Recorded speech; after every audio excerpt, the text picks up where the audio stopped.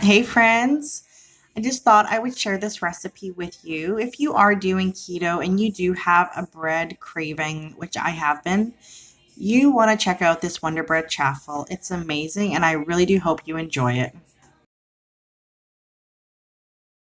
Recipe is super easy, it's super quick. Basically, you just need a measuring cup, a fork, and the ingredients. So, first thing you're going to do, and this is the way I do it in this order, crack your egg. I'm using just one large egg. Basically, you're just going to mix it really well and before we add our next ingredient, which is going to be a quarter teaspoon of baking powder.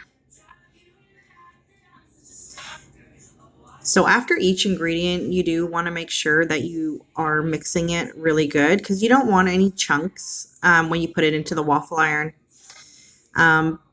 But it takes less than, seriously, 2 minutes to put everything in.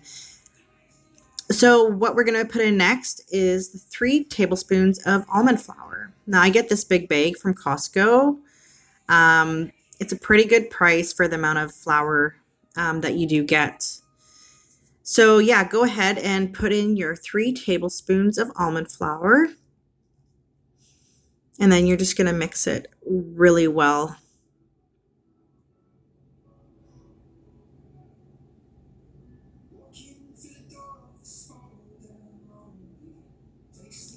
So this recipe is actually going to make 2 chaffles.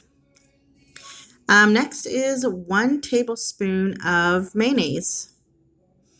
Everybody kind of gets weirded out when they hear that there's mayonnaise in this, but it doesn't taste like mayonnaise. It doesn't taste like egg. It tastes really good. It tastes like bread. So put your 1 tablespoon of mayonnaise, and then you are going to put 1 teaspoon of water in there. And that's just going to help it so that it's not too thick.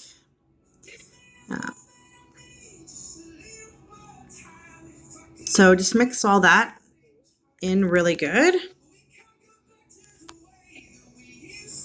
And I've already have my chaffle iron or my waffle iron heating up. So it's all ready to go. If you have the mini dash, the light will be off and that's how you know it's ready to be used. So next thing what you want to do is you are going to want to spray your waffle maker. Sorry, I got confused. I was like, what am I trying to say? Anyways, spray it down. This is a nonstick waffle iron, but I'm scared to not put spray. I don't know. Maybe if you have the mini dash, do you guys spray it down or do you just leave it as is? I don't know. So you want to make sure that the bottom of the maker is completely full and that there's no holes. Okay? Because once you close it, it's not going to expand that much. And when it's finished, you want to make sure that there's no holes in it. So what you're going to do now is you're just going to leave it to cook just like this with the lid open. So you're going to want to leave it for about 1 minute or so. You can see it cooking too. So once that 1 minute's done, you're going to set your timer for 4 minutes and you are going to close your lid. A good way to tell if your waffle iron or your waffle is done is that there's no steam coming out. So the steam will stop in about like 2 minutes or so. But just make sure it's completely closed and there's no steam. And then go ahead and open it up and take a look and see what it looks like.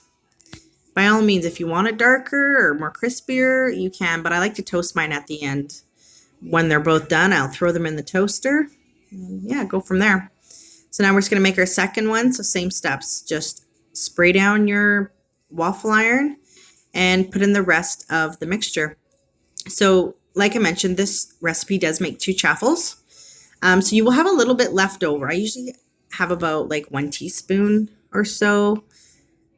But yeah, so you can see that I'm making sure that all the holes are covered. And same procedure, just let it sit for 1 minute with the lid open.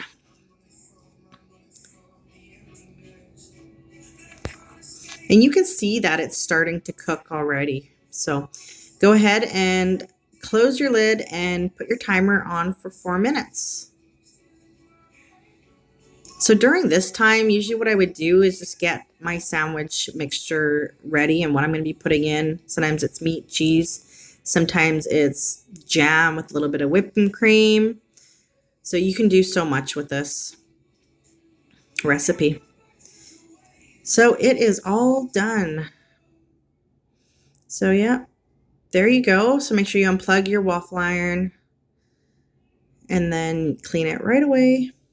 But here it is. They're perfect for a sandwich. Good thickness. And once you load it up with whatever you want inside, it's perfect. Enjoy.